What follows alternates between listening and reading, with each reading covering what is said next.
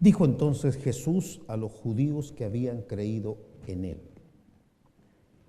si vosotros permaneciereis en mi palabra, seréis verdaderamente mis discípulos y conoceréis la verdad, y la verdad os hará libres.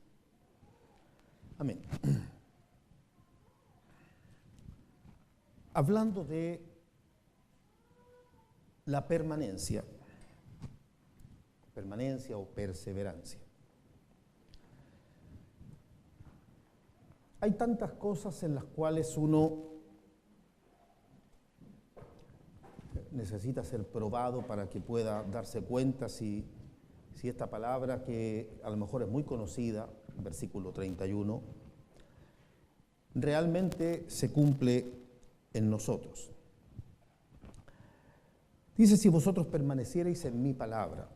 Y uno puede dar, a lo mejor por hecho de que sí, que uno permanece en su palabra. La permanencia va produciendo transformación, va produciendo hábitos. Cuando uno no tiene un hábito de hacer algo, sin duda le cuesta hacerlo, justamente por eso, porque no tiene la costumbre. Si ponemos, por ejemplo, alguien que nunca hace deporte y se le ocurre ir a jugar un partido, seguramente que va a terminar bien adolorido. Lo digo por experiencia propia. El no tener el hábito de algo también lo hace que uno sea torpe en eso. Seguramente no va a ser el mejor de todos. Pero si se hace perseverante, puede llegar sin duda a ser bueno en aquello, a aprender, a dominar. O si uno lo pone en otro tipo de cosas, que no sea deporte o cosas así, sino, por ejemplo, algo que uno le enseña a los niños, a lavarse los dientes. Y las primeras veces, obviamente, si no tienen el hábito, se le olvidó, no me acuerdo, no me gusta, en fin, lo que sea. Pero una vez que se le formó el hábito, ya no necesita decirle nada porque lo hará solo. Y se sentirá mal si no lo ha hecho. El hábito. El realmente, ahora, esto, si vosotros permaneciereis en mi palabra, ¿qué va a producir eso? Un cambio, una transformación para andar en la voluntad de Dios de una manera natural. Al principio puede ser forzado por uno mismo, porque cree, porque obedece, pero esa obediencia puede ser que yo tenga que hacer cosas que no acostumbro a hacer. No tengo el hábito. Pero una vez que eso se va logrando por la obediencia, va a terminar siendo una forma natural de vivir. ¿Cómo? Conforme a la palabra de Dios, porque permaneciereis en mi palabra. Seréis verdaderamente discípulos, es decir, vidas que han aprendido lo que el Señor enseña. Y pudiera ser que uno sea oidor de la palabra, pero no permanece en esa palabra. Siempre que compartimos la palabra, el deseo es que uno se pueda examinar y pueda a veces descubrir, o si puede poner un visto bueno y decir: amén, me da testimonio que estoy bien, excelente. Pero si no es así, y de pronto la palabra puede a uno mostrarle que hay áreas de la vida o en general las cosas no andan bien, entonces también podemos dar gracias al Señor por ello, porque el Señor nos habla, sea antes de tiempo, a tiempo o aún fuera de tiempo. Si el Señor habla, bienvenido sea. Así es que ojalá eso de, primero que nada, recibir que permanecer en la palabra, andar en la palabra o permanecer en la palabra, no es lo común. Aquí muchos lo abandonaron al Señor por causa de eso. Esto de permanecer, les decía, en la palabra, vamos a examinar algunos pasajes que la permanencia trae fruto. Aquí dice: y conoceréis la verdad y la verdad os hará libre respecto del pecado. Pero vamos a ver algunos ejemplos. El primero de ellos tiene que ver con la oración. Aquí no se trata de rendir examen, yo no les voy a preguntar si oran o no oran, eso es algo bien personal. Pero el asunto de la oración muchas veces se toma como un concepto religioso de que hay que orar. Y puede ser que uno ore todas las mañanas o todas las noches, o la mañana, la noche, a la hora de almuerzo, dando gracias por los alimentos y por muchas otras cosas. Pero, ¿qué hace que uno pueda, por ejemplo, considerar esa palabra que está escrita en Santiago que dice que la oración es eficaz? Ya, eso, oración eficaz. Me habla de que pueden haber muchas oraciones que no son eficaces. Entonces, la oración eficaz del justo puede... Entonces, ¿quién quiere orar para que su oración sea vana? El sentido es que la oración puede mucho. Pero puede uno decir, amén, yo compruebo eso. Vamos a ver un ejemplo. Aquí en el Evangelio de Mateo, capítulo 15. ¿Por qué digo esto? Porque alguien pudiera decir, en el mejor de los casos, alguien pudiera decir, yo oro todos los días. Alguno pudiera decir 3 horas, 2 horas, 1 hora, en fin, yo oro. Yo he oído mucho esa expresión, he aquí una vida de oración. Y como digo, puede ser muy positivo eso, puede ser, pero hay que examinarlo. Para los que no oran, presten atención. Y los que oran, a lo mejor hay algo que realmente corregir. Una de las cosas importantes en la oración es oír más que hablar. Y esa es una de las cosas poco frecuentes que hay con la oración. Se habla mucho, pero no se oye. Pero en fin, aquí en el capítulo 15 de Mateo, versículo 21, tenemos el ejemplo. Aquí uno ve un hecho, ve una situación, pero hoy día el Señor no está físicamente con nosotros. Así que lo que esta mujer hacía era orar a Él, clamar, pedirle algo. Y hay algo que, al hablar entonces de permanencia o perseverar, no es perseverar en la oración en sí, sino perseverar en lo que estoy orando. ¿Me entienden? No que yo oro todas las noches, pero ¿qué oro? ¿Qué pido? ¿Qué hablo? ¿Qué es lo que quiero? Y el asunto para que sea eficaz es si lo que pido lo recibo. Porque si se trata de pedir, pedir, pedir y nunca recibo, entonces quiere decir que mi oración no está llegando al Señor. Por eso es que es importante examinar. No basta con decir una vida de oración, pero ¿es eficaz? Y en este caso, versículo 21 dice, saliendo Jesús de allí se fue a la región de Tiro y de Sidón. Y aquí una mujer cananea que había salido de aquella región clamaba diciéndole. Y esto es una oración, esto es pedirle al Señor algo. Señor, Hijo de David, ten misericordia de mí. Mi hija es gravemente atormentada por un demonio. Por ejemplo, ¿cuántas veces uno recibe, aquí mismo tengo un papelito para orar, peticiones de oración? A lo mejor alguna vida de las que piden peticiones de oración también ora y tratan de hablar con Dios. Aquí una mujer que no conoce a Dios, es una mujer que no es judía, no, gentil, cananea, pero tiene una gran necesidad.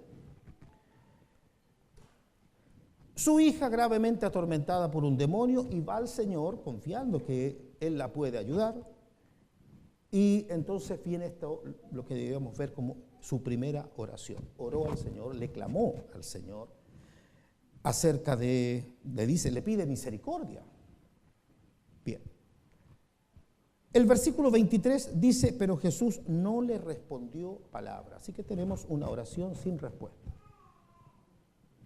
¿Oró al Señor? ¿Qué podemos decir? Que cuando uno ora pudiera ser que el Señor no responda.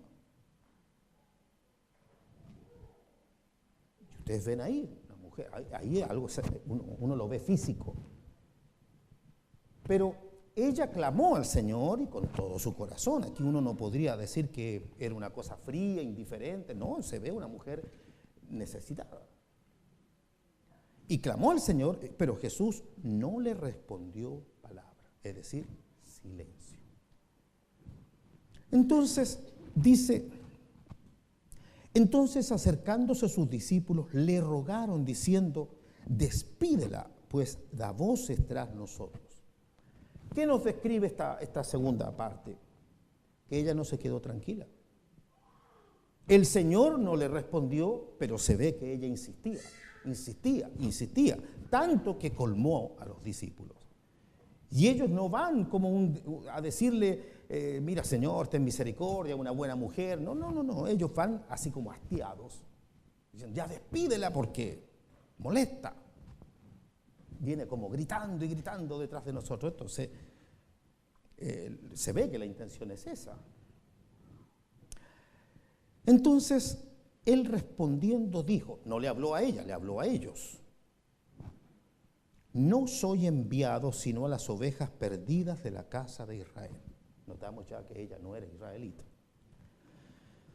Así que aquí el Señor está enseñando a qué lo envió el Padre, cuál es la voluntad del Padre, las ovejas perdidas de la casa de Israel. Pero vean cómo ella insiste en el versículo 25. Entonces ella vino y se postró ante él diciendo, Señor, socórreme. Tendríamos un tercer intento.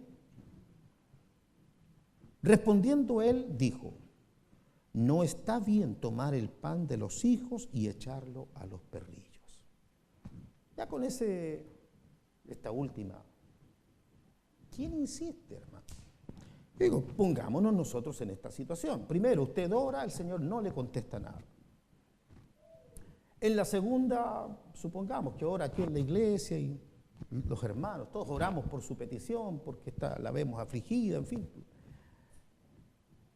Y no hay respuesta. Después viene esta otra palabra directa del Señor que le dice, no, contigo no es contigo el trato. ¿Cuántos se devuelven y se van? Y dicen, no hay caso, no hay esperanza.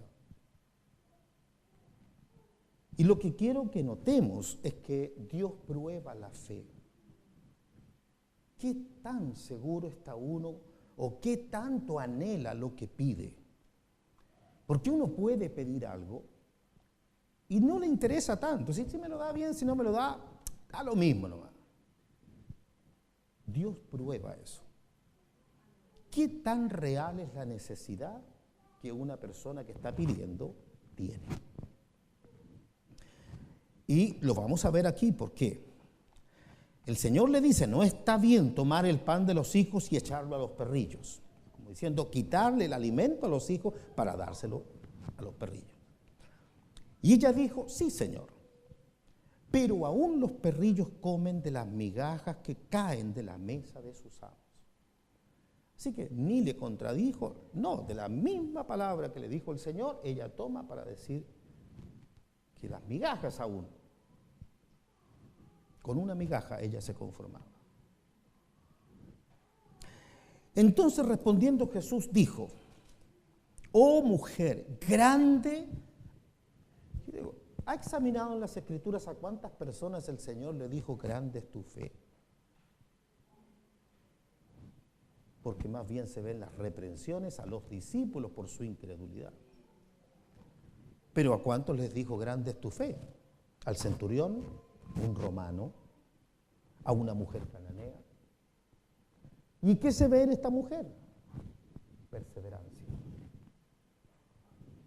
Persistió hasta que obtuvo lo que pedía. Y aquí es donde digo muchas veces, no obtenemos las cosas que buscamos o que pedimos porque realmente uno no persevera.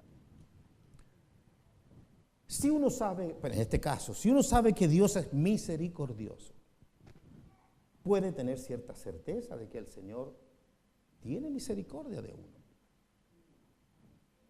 Por lo tanto, no estaría orando fuera de su voluntad, fuera de lo que Él quiere. Pero ¿hasta dónde el creyente permanece en la oración? No que hoy día pidió una cosa, mañana pide otra y después pide otra, sino permanece hasta que tiene respuesta. Uno pudiera quizás reconocer que aún la respuesta puede ser negativa. Es el caso del apóstol Pablo con el aguijón en su carne, que dice 3 veces, he rogado al Señor que lo quite de mí, pero tuvo respuesta y me ha dicho. Así que de ahí me imagino que no siguió orando, porque al contrario, exalta al Señor, da gracias al Señor por sus debilidades. Pero mientras tanto, mientras no lo entendía, oró al Señor y lo importante es esto, Dios le habló. Dios le dio respuesta, a pesar de que no le concedió la petición de su corazón, sin embargo le dijo, bástate mi gracia. Entonces el asunto, la oración, ¿para qué es? Para hablar con Dios. No es para que yo quede satisfecho que oré, sino es para que yo le exponga a Dios alguna necesidad de mi corazón y Dios me responda. Porque es hablar con Dios. Como digo, no es solamente llenar un espacio de que hay que hablar y listo, y uno cree que es muy espiritual porque ora. La oración tiene que ser eficaz. La oración tiene que tener respuesta. Y si no ha tenido respuesta, entonces debe perseverar en la oración o examinar si realmente le interesa lo que está pidiendo. Hay un ejemplo que está aquí en el libro de Santiago y yo quisiera mostrarlo como un desafío a la fe de cada uno.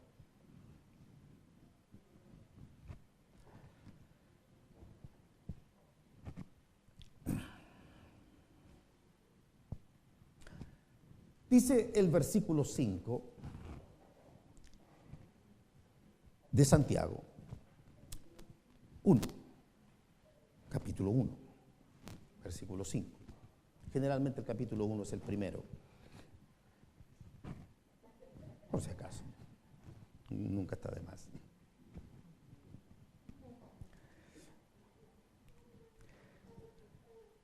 Versículo 5. Si alguno de vosotros tiene falta de sabiduría, yo digo, fíjese que es un desafío esto, porque si uno no se identifica con ese versículo, estaría diciendo, a mí no me falta. ¿Ve? Si alguno de vosotros tiene falta de sabiduría, cualquiera que diga, no es para mí eso, ¿qué estaría diciendo? Que no le falta, que tiene mucha sabiduría. Así que pongamos atención aquí. Si alguno de vosotros tiene falta de sabiduría, pídala a Dios, el cual da a todos, ¿cómo? Abundantemente y sin reproche. Y, amén, y le será dada. ¿Qué excusa tenemos entonces para no recibir sabiduría? ¿Qué pudiera uno decir? Que si algún día leí esto y me encontré, sí, yo creo que tengo falta de sabiduría, le pido a Dios, bueno, ¿y por qué no ha recibido? Si la palabra dice que Dios da abundantemente y sin reproche y le será dado. ¿Por qué? Entonces no ha recibido. Versículo 6 puede ser la respuesta, pero pida con fe, no dudando nada. Porque el que duda es semejante a la onda del mar que es arrastrada por el viento y echada de una parte a otra. No piense pues quien tal haga que recibirá no solamente sabiduría, no recibirá cosa alguna del Señor. Entonces yo quisiera, sin tener que leerlo para no ir a tantos textos, pero creo que en general muchos lo conocen el pasaje, dicho por el apóstol Pedro, también en capítulo 1, de la segunda carta, versículo 5. Añadid a vuestra fe virtud. Y etcétera, a la virtud conocimiento, todo lo que quiera. Pero en el mismo sentir de esto, si alguno de vosotros tiene falta de sabiduría, añadid a vuestra fe. ¿Usted cree que lo que está escrito ahí por Pedro, Dios no quiere darlo? Ese es el asunto. Si uno sabe que está orando en la voluntad de Dios, conforme a lo que Él quiere darle a su pueblo, entonces debe tener la certeza de que Dios quiere decir que sí. Pero ¿por qué uno no recibe? Porque no persevera. Dios, que conoce el corazón, ve un corazón inestable, que un día puede ser por causa de que escuchó una prédica, un mensaje, entonces llega a la casa pidiendo sabiduría, pero a la semana siguiente ni se acuerda que lo había pedido. Y Dios, que sabe todas las cosas, a tal persona no le da. Porque es como diciendo, en realidad no le interesa. Cuando a una persona le interesa cualquier cosa, la persigue, la busca, insiste, hasta que lo obtiene. Y eso es con el Señor lo que estamos hablando, perseverar en ello. Si es la oración, bueno, perseverar en la oración, pero el objetivo es este. Si tiene falta de sabiduría, Dios le está diciendo que con certeza Él la da, y la da abundantemente y sin reproche. Por lo tanto, uno no tiene excusa para decir, ¿y por qué no he recibido? No es porque Dios no quiere, es porque uno no persevera, no persiste y no persiste. Es decir, que se vea realmente que Dios, que conoce los corazones, no una apariencia, que Dios vea realmente que ese corazón anhela sabiduría.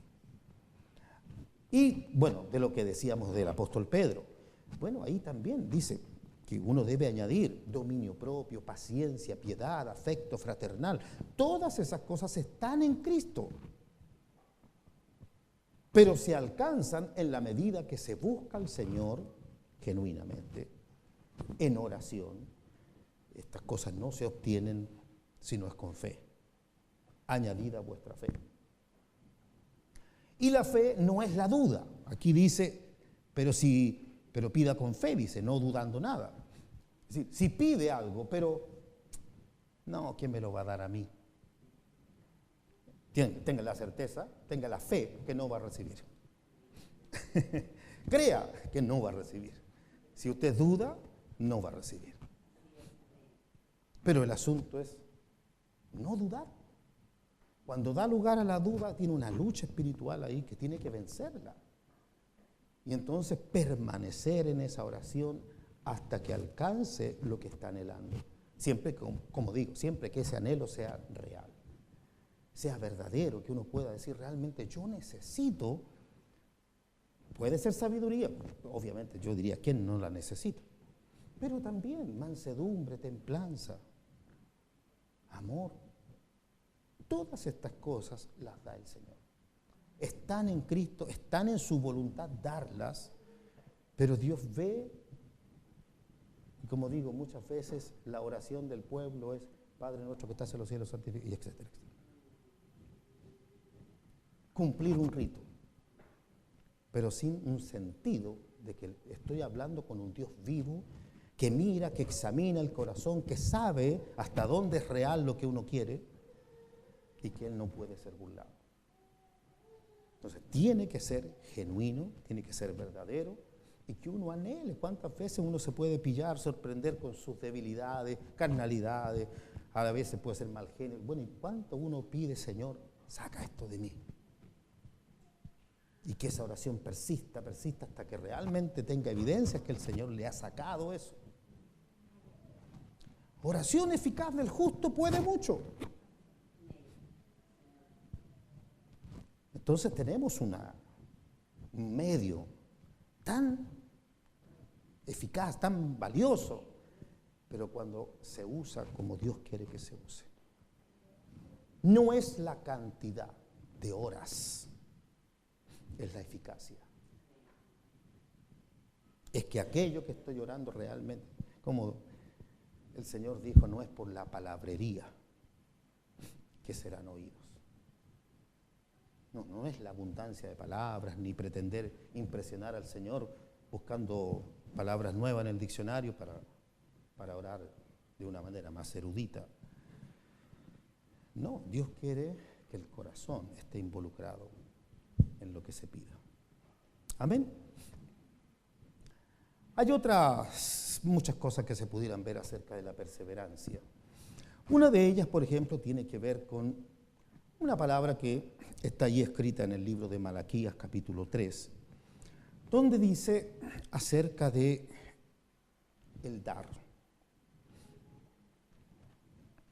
Vamos a leer esto.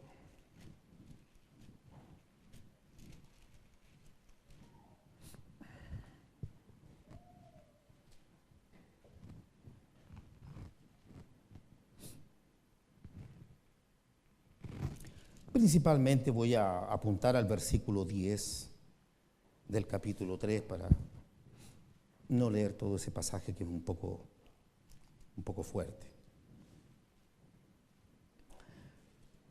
Pero el versículo 10 dice: traed todos los diezmos al alfolí y haya alimento en mi casa. Y ahora, probadme ahora en esto, dice Jehová de los ejércitos. Si no, os abriré las ventanas de los cielos y derramaré sobre vosotros bendición hasta que sobreabunde. Reprenderé también por vosotros al devorador y no os destruirá el fruto de la tierra, ni vuestra vida en el campo será estéril, dice Jehová de los ejércitos. Y todas las naciones os dirán bienaventurados, porque seréis tierra deseable, dice Jehová de los ejércitos. Bueno, imagínense que una persona oye esta palabra y dice: yo quiero que el Señor abra las ventanas de los cielos y derrame sobre mi vida bendición hasta que sobreabunde.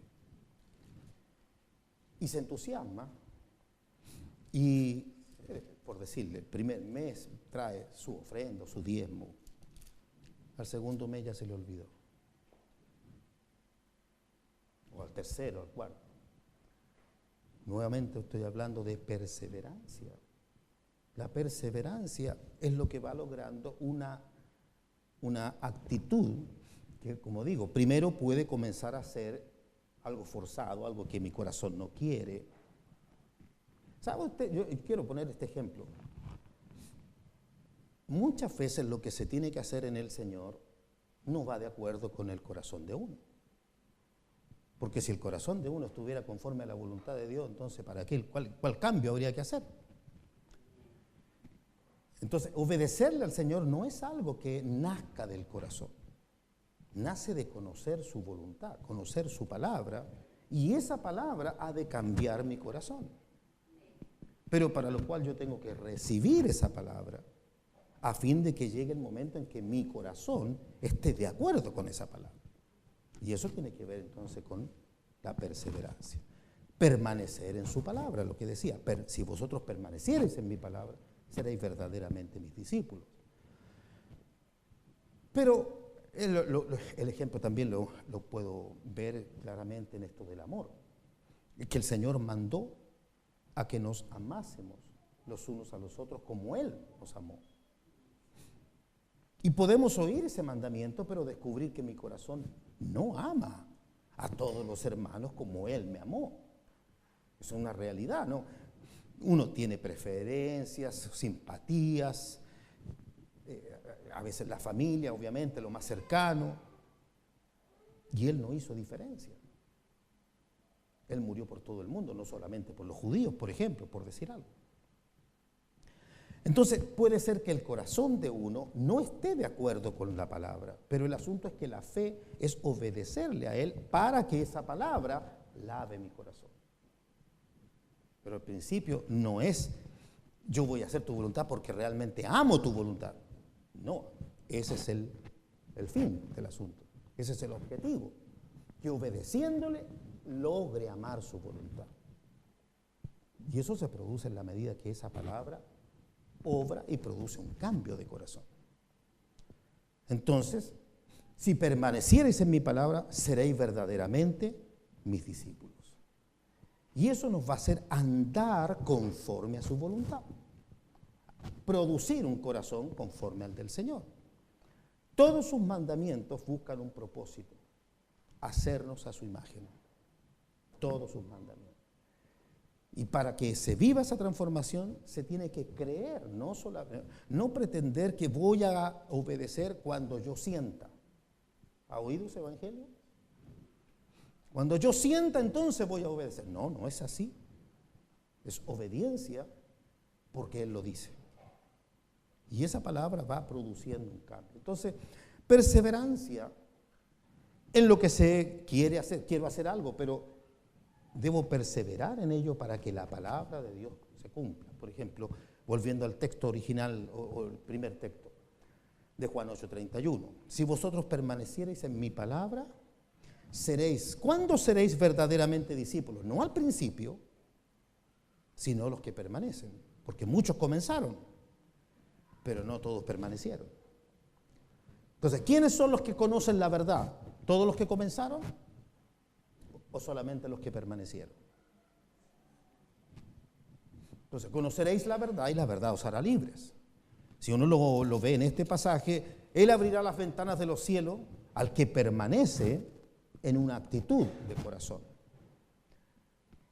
Es decir, su palabra se cumple, pero en aquellos que van creyéndole al Señor y permanecen en su palabra. La permanencia es fundamental. Hay un pasaje que está allí en Mateo 24, donde ustedes saben que es el capítulo que habla de la gran tribulación, de los últimos tiempos. Y allí dice que por causa del Señor, sus discípulos serán aborrecidos de todas las gentes.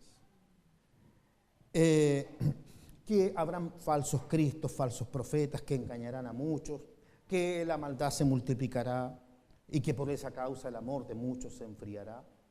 Así que en medio de persecuciones, dice, los perseguirán a ustedes, matarán a algunos de vosotros.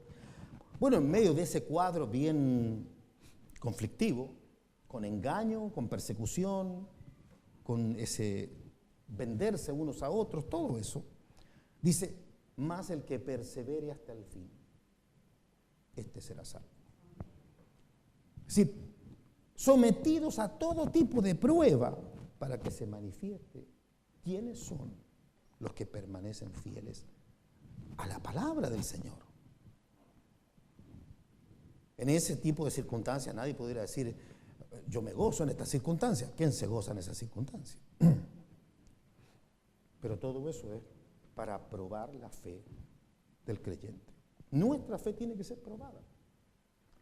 Y Dios prueba la fe en que uno debe permanecer en su palabra y van a venir circunstancias difíciles y ahí es donde uno echa pie atrás.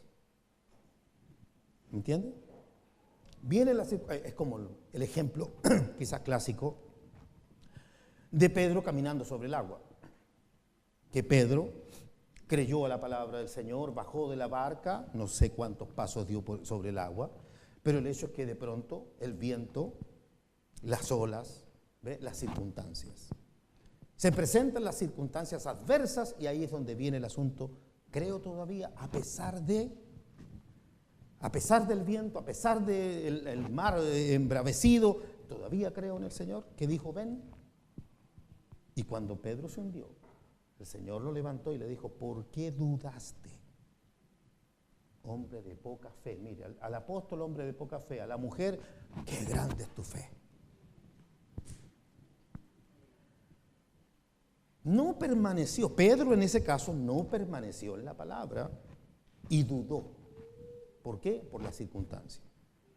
Que uno puede dar un paso de fe, de pronto obedecer al Señor y de pronto vienen las circunstancias que van a probar esa fe. Y en las circunstancias, si hablamos de lo de Malaquías, entonces problemas por aquí, qué sé yo, una enfermedad, más gasto de plata. No, mejor no conviene. Y no persevera. Entonces vuelve atrás. No creyó. Y eso, la fe tiene que ser probada. Uno puede hacer muchas cosas, pero de pronto uno da pasos hacia atrás porque no cree. Duda de lo que el Señor está diciendo. Y en la duda, ¿qué decía Santiago? No piense que recibirá cosa alguna del Señor. Si el asunto es una transformación de corazón. Bien. Otro ejemplo, el caminar del creyente. Ustedes saben que evangélicamente nosotros nos entendemos hablando de caminar. ¿Verdad? ¿Me entienden? Estoy caminando. En mi caso personal cumplí 30 años caminando. Sí, gracias al Señor. Pero lo que uno tiene que evaluar si realmente ha caminado. Porque una cosa es un lenguaje religioso y otra cosa es que eso realmente tenga evidencia, tenga sustancia de que ha caminado. Primero que nada, saber para dónde va el camino. Una de las cosas que digo, mucho pueblo no sabe. Dice que está caminando, pero no sabe para dónde. Lo cual hace evidente que no está caminando, porque el que no sabe a dónde va, usted sabe lo que sigue. No sabe. Cualquier micro le sirve, pues. Si no sabe a dónde va, cualquiera le sirve. Pero el camino del Señor no sirve cualquiera. No sirve cualquier mensaje, no sirve cualquier iglesia, no sirve cualquier cosa. No, es solo Jesucristo. Él es el camino. Y hay que andar en Él. Y todas las cosas que hemos hablado, de lo que decía Pedro, añadida a vuestra, eso es el camino. Estar añadiendo a la fe, no quedarse solo con la fe, sino añadiendo a la fe virtud, conocimiento, dominio propio. Eso es estar caminando, acercándose al Señor. Pero bien, aquí, esta parte de caminar tiene principalmente dos etapas, el caminar. La primera etapa es la fe. La fe es, como dijéramos, dicho por el autor de Hebreos, la certeza de lo que se espera, la convicción de esto, lo que no se ve. La fe entonces es, estoy seguro, pero no veo. El asunto es creo. Amén. La fe no es moverse detrás de cosas que uno ve, sino de aquella palabra de Dios que me da a mí la certeza de que si Dios lo dice, eso es verdad. Pero no me está diciendo que tengo que entenderlo. Basta con que Dios lo diga, aunque no entienda nada. Y eso es lo que debe ser. Si nadie entiende al principio. Entonces, quiero invitarles al libro de Isaías, capítulo 42.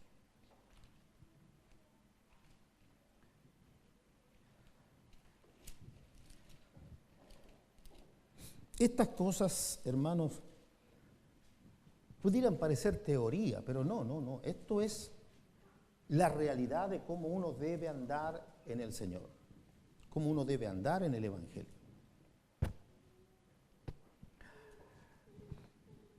Uno, cuando va a seguir al Señor, por ejemplo, si está recién convertido, va a seguir al Señor, lo más lógico y probable es que no entienda nada. Estoy hablando de recién convertido. Ahora sí es una vida que ha oído, puede haber oído mucho, tener teoría, pero la verdad es que no conoce. Y la única manera de caminar en el Señor es dejándose guiar por la palabra de Dios. Muchas veces no se hace esa distinción y se puede tomar esto como someterse a los pastores y todo eso. No es someterse al hombre, no es someterse a la carne, sino a la palabra de Dios. Si esa palabra es ministrada por algún ministro genuinamente, entonces está bien, pero que la sujeción sea a la palabra. No a la carne, sino a la palabra.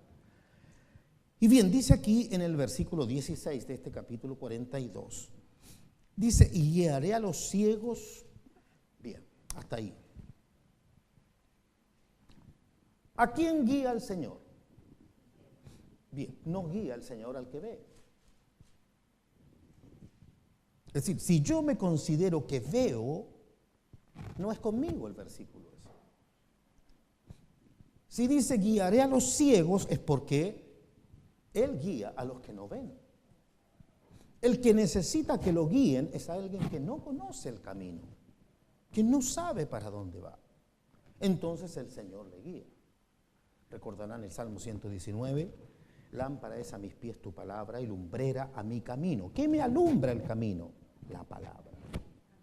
La palabra. Es como si estuviera todo oscuro y lo único que me dice por dónde tengo que dar el siguiente paso es su palabra. Entonces, ciego, está todo oscuro, no veo nada, no sé nada, pero donde me alumbre el Señor, allí voy.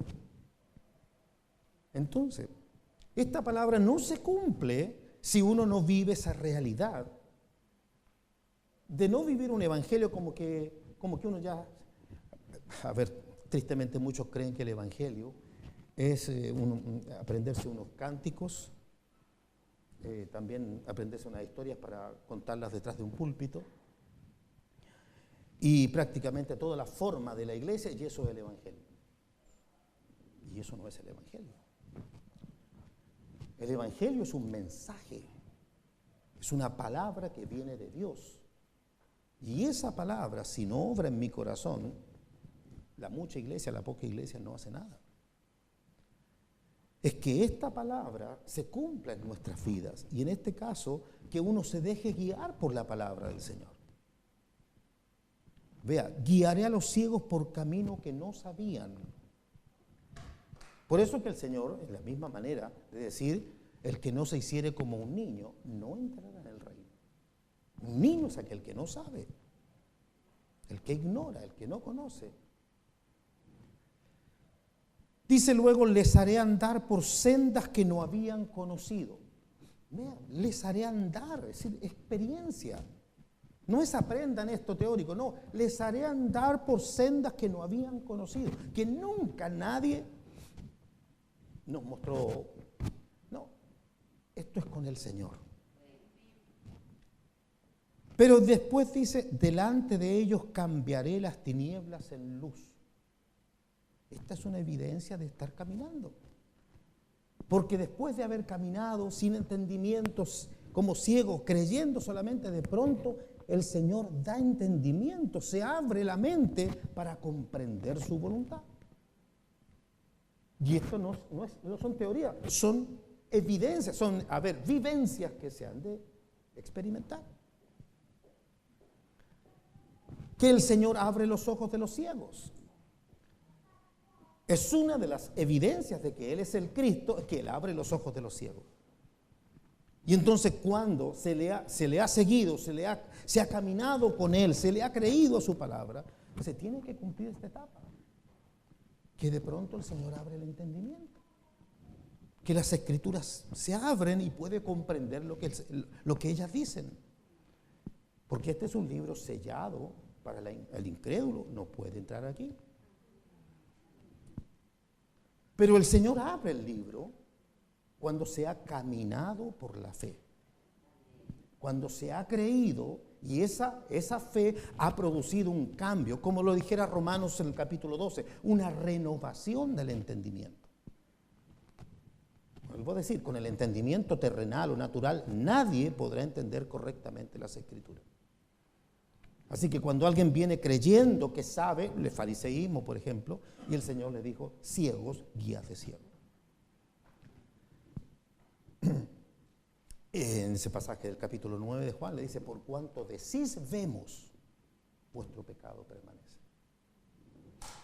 Porque siendo ciegos, no reconocían su ceguera, sino que creían que veían. Es muy importante creerle al Señor sin discutir con Él. Porque su palabra tiene propósitos para nuestra vida. Su palabra, si uno la obedece, esa palabra estará transformando el corazón para que uno alcance entendimiento espiritual o sabiduría celestial. Entonces, cuando se va alcanzando esa renovación del entendimiento, lo que viene es revelación.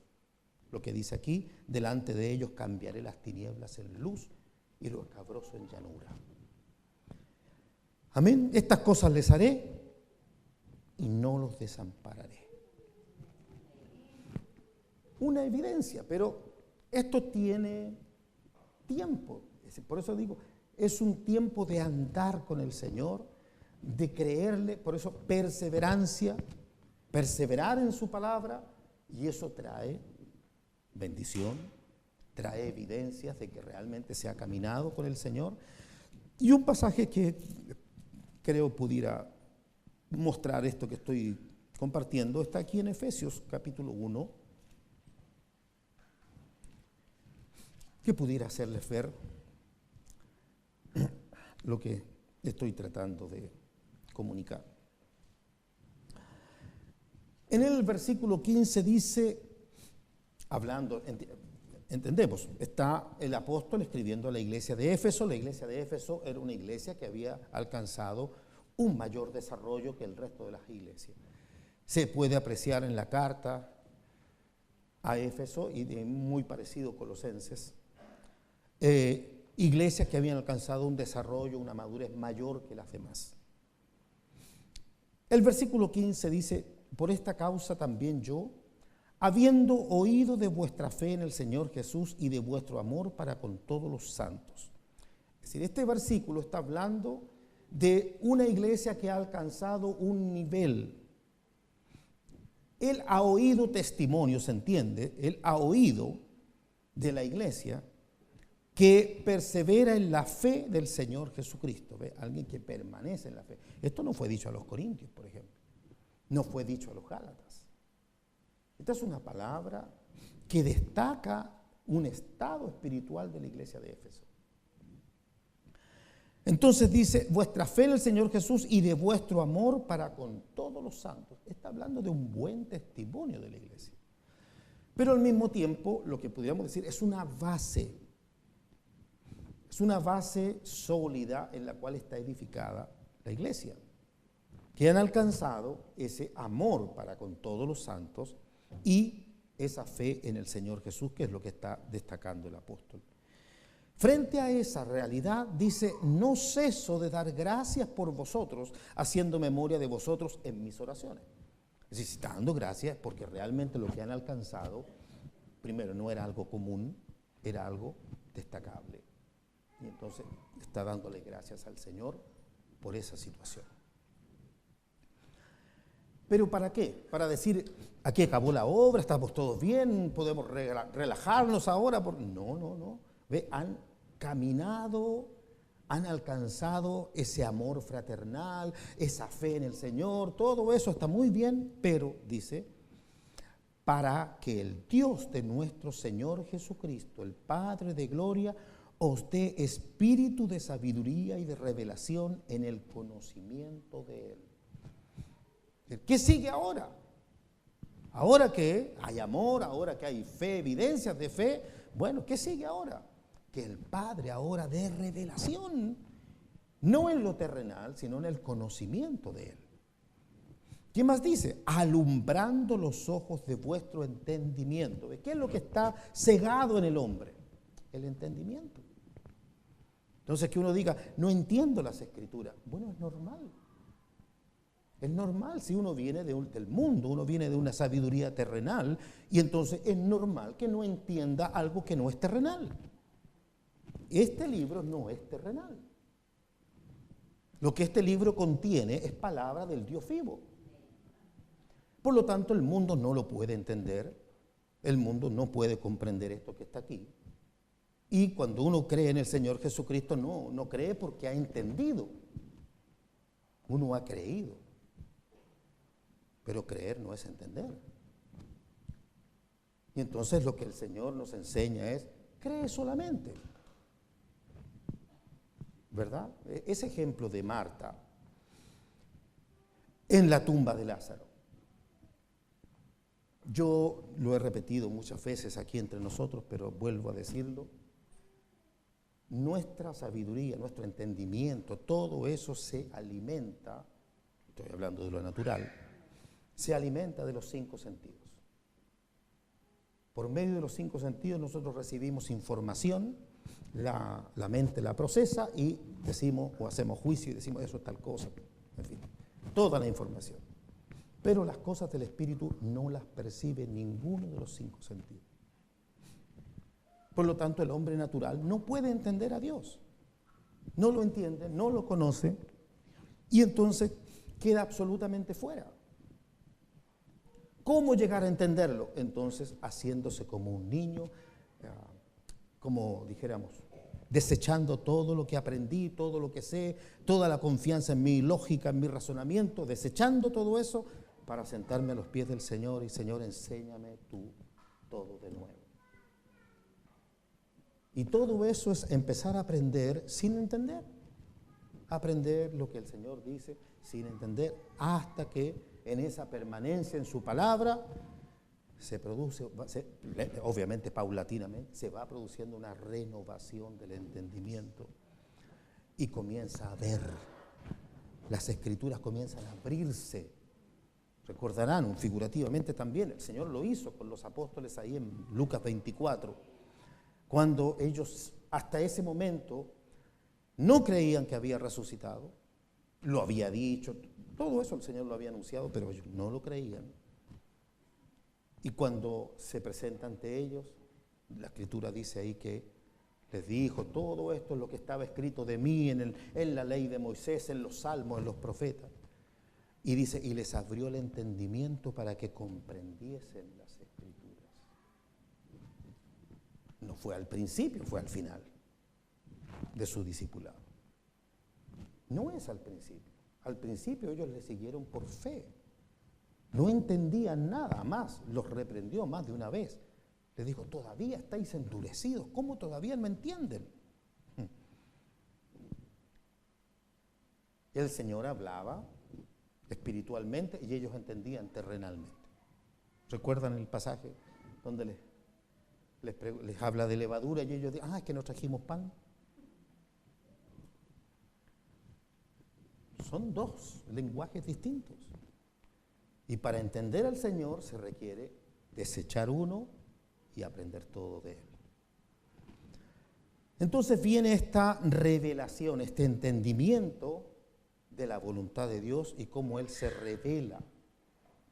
Dice aquí, alumbrando los ojos de vuestro entendimiento para que sepáis cuál es la esperanza que Él os ha llamado. Está hablando de cosas que no hemos vivido, de aquella esperanza que Él ha puesto en nuestro corazón y quiere que la sepamos, que entendamos hacia dónde vamos, hacia dónde el Señor nos lleva. Dicho por el mismo apóstol Pablo a los Corintios, dice que el Espíritu todo lo escudriña, aún lo profundo de Dios. Amén. Bien, y el último aspecto de esta perseverancia que quisiera que pudiéramos considerar es aquella de lo espiritual. Vuelvo a decir, nosotros vivimos todo dentro de un mundo racional. Nos movemos en lo racional y aprobamos las cosas racionalmente. Pero Dios es espíritu. Entonces, ¿cómo se puede andar en las cosas del espíritu? Solamente por la fe, no porque yo entienda. Entonces, les voy a pedir que en 1 Corintios vamos a ver algunos pasajes que nos pudieran ayudar a esto. A ver si podemos perseverar o permanecer en el Espíritu. Ustedes saben que bautizar es como dar inicio a algo, es introducir. Lo curioso es que a uno lo introducen y uno se sale. Entonces se sale. Por temor, por desconocimiento, entra y sale.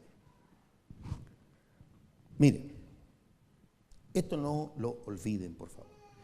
Versículo 14 del capítulo 2 de Primera de Corintios, seguramente muy conocido para muchos. Pero dice aquí, pero el hombre natural no percibe las cosas que son del Espíritu de Dios porque para él son locura. ¿Qué es locura? ¿Qué es locura? Cuando a uno le dicen, no, esa persona está loca, ¿qué es lo que están diciendo? ¿Sabe usted que el propio Señor Jesús, su familia, incluida su madre, dijeron en un momento dado, está fuera de sí?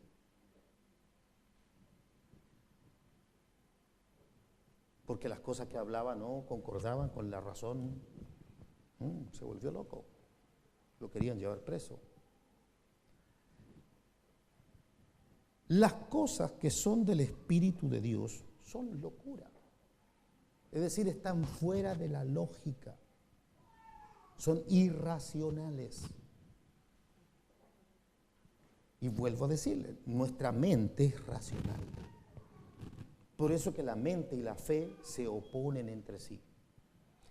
Si alguno tiene dudas sobre eso, bueno, vuelva al ejemplo de andar sobre el agua. ¿Qué le dice la mente? ¿Puede andar sobre el agua? Ya. ¿Y qué dijo el Señor? ¿O qué hizo el Señor? Anduvo sobre el agua. Entonces, con la mente no se puede entender eso. Eso es algo espiritual. Bien, el hombre natural no percibe las cosas que son del Espíritu de Dios. El hombre natural no percibe. Porque para él son locura y no las puede entender porque se han de discernir espiritualmente. Por lo tanto, para discernir las cosas del Espíritu se requiere ser espiritual. No se puede discernir sin ser espiritual. Bien. Vamos al capítulo 14 de la misma carta.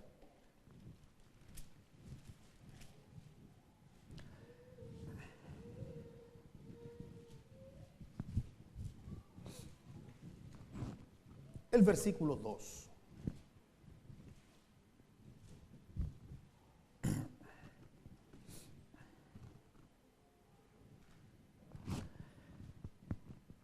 Porque el que habla en lenguas no habla a los hombres, sino a Dios. Pues, ¿qué pasa? Nadie le entiende.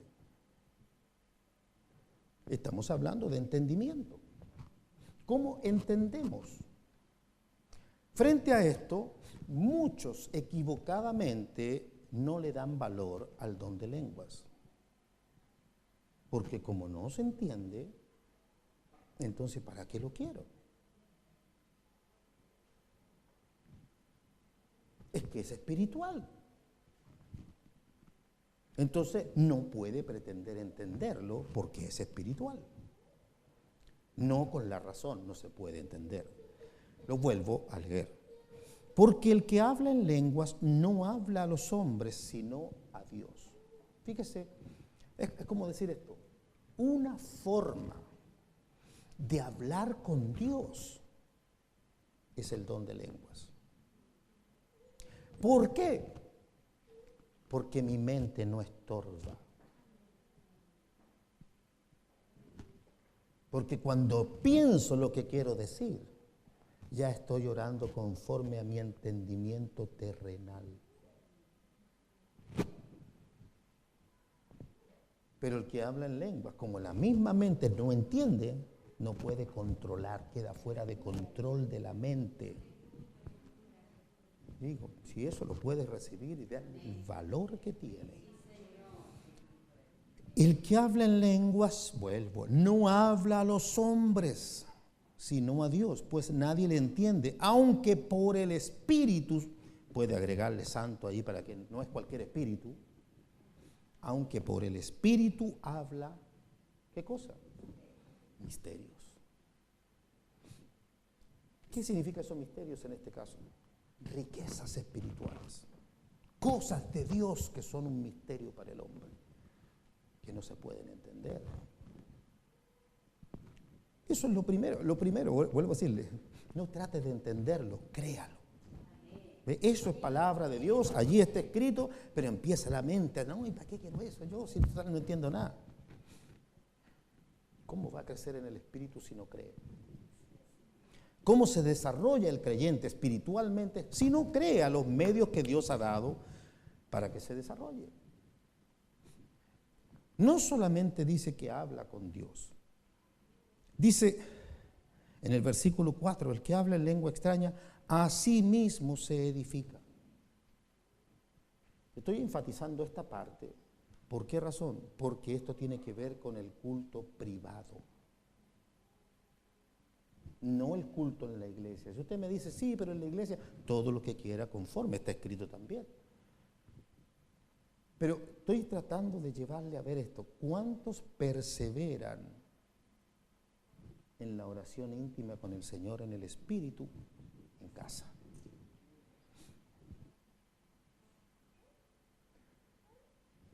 ¿Hasta dónde cree que le puede llevar esto de hablar misterios? No lo entiendo. Bueno, guiaré a los ciegos. Tomemos el mismo principio, guiaré a los ciegos. Mientras no entienda, pero hable misterios. Pero aquel que transforma las tinieblas en luz, llegará el momento en que visión. Pero es por la fe. Esto se requiere el que cree. ¿Quién es el que persevera? El que cree. Y el que no cree no persevera. Por eso que esto no es para multitudes, no son muchos los que alcanzan. Todo es por la fe. Bien, aquí piensen ustedes en lo que hemos hablado. El que habla en lenguas no habla a los hombres, sino a Dios. Tiene que ver con lo vertical, hablar con el Señor. Y el que está hablando allí no entiende nada, pero está hablando misterios.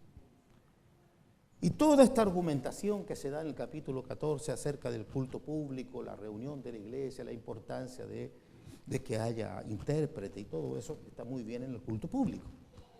Pero en lo privado, solamente quiero que noten esto.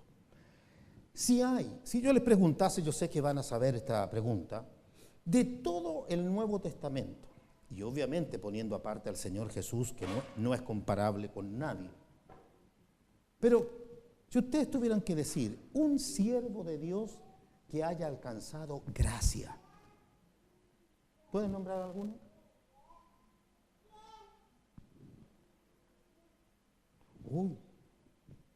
¿No conocen a ninguno? ¿Hay alguno que en el Nuevo Testamento se destaque por la gracia recibida? Sin miedo, pues. ¿Con quién? Pablo. Amén. Ya, Pablo. Yo pensé que toda la congregación me iba a decir Pablo, pero está mudo, no se me importa. No es mi torpeo. Entonces, fíjese, alguien que ha recibido, ya citen delante el capítulo 12 de Segunda de Corintios, donde él habla de ese aguijón en su carne, 3 veces oró al Señor para que lo quitase. Ese capítulo 12 comienza diciendo, pero vendré a las visiones y a las revelaciones del Señor. Y ahí dice, conozco a un hombre en Cristo, que hace 14 años en el cuerpo, fuera del cuerpo, no lo sé, Dios lo sabe, que fue arrebatado al tercer cielo. Es decir, alguien que llegó a tal grado de revelación, donde dice que vio cosas inefables que no les daba al hombre expresar. De ese varón estamos hablando. ¿Y qué hacía ese varón? Fíjese el versículo 18. Por alguna razón daba gracias a Dios.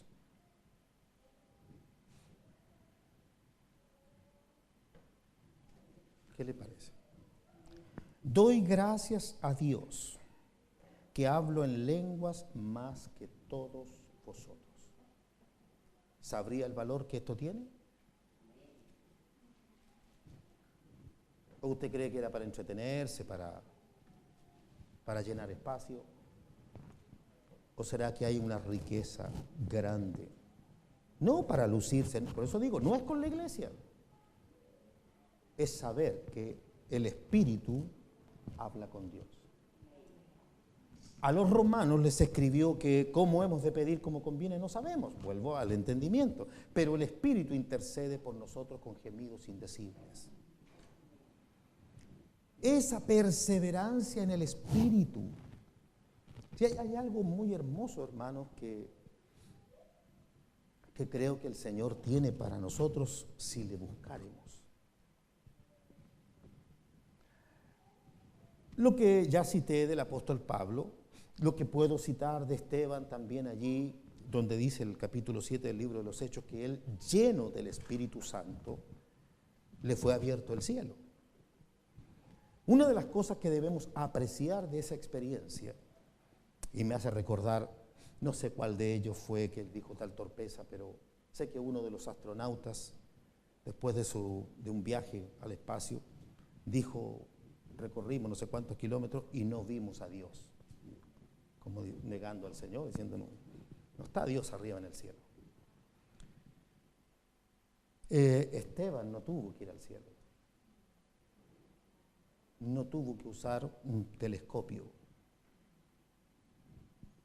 y dijo, veo el cielo abierto y al Hijo del Hombre sentado a la diestra del poder de Dios.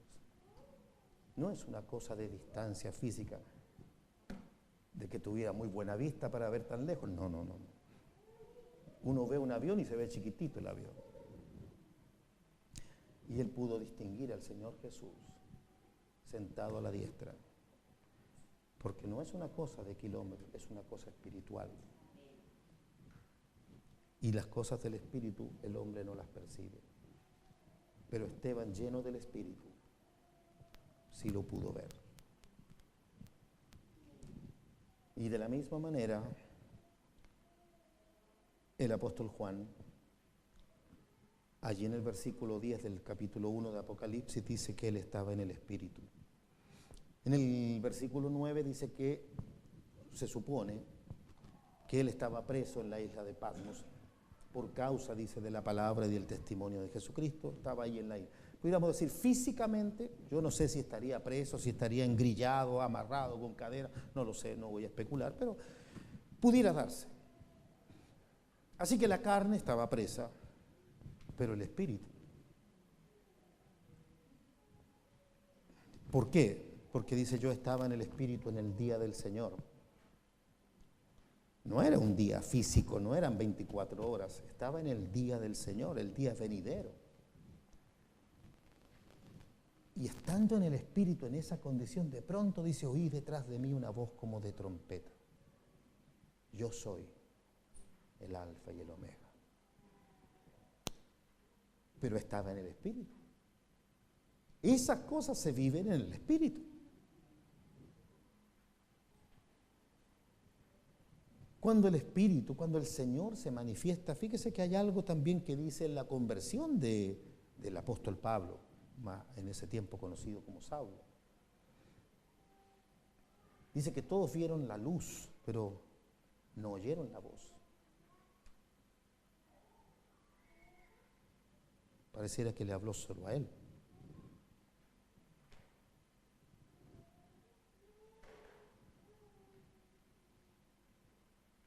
Estas cosas que son sobrenaturales, Dios no ha cambiado, pero no se alcanzan en una dimensión racional, viviendo en lo racional.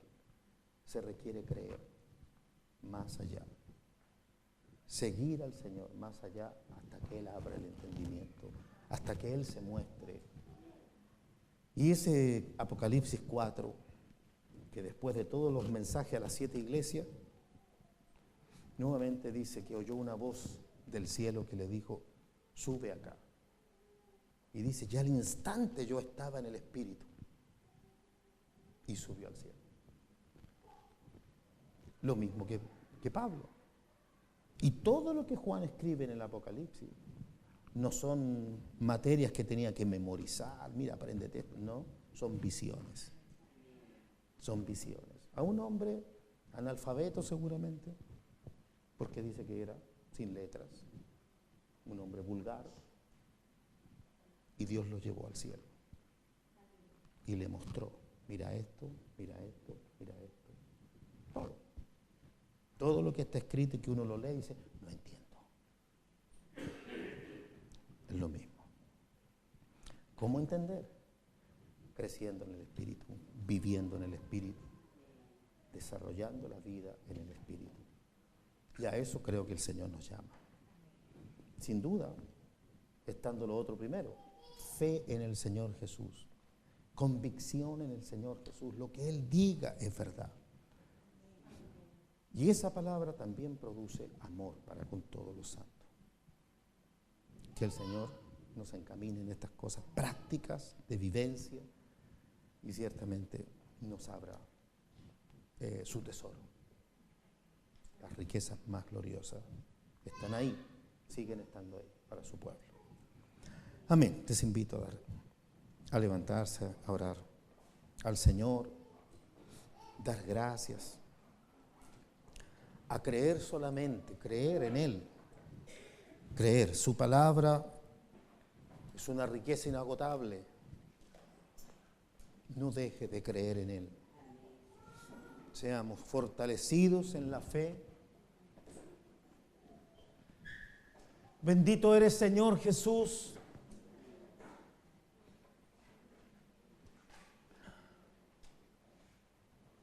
Bendito es tu santo nombre, Señor. Te has despojado de todo. Nos has dado todas las cosas, Señor. Tu voluntad, Señor, es enriquecer a tu iglesia con toda buena dádiva, con todo don perfecto. Oh, Señor, y quizás ni vislumbramos cuánto tesoro hay en ti, Señor. Cuánto podemos recibir si podemos caminar creyéndote, solamente como niños, avanzando, Señor, en ti, buscándote con todo nuestro corazón, anhelando, Señor,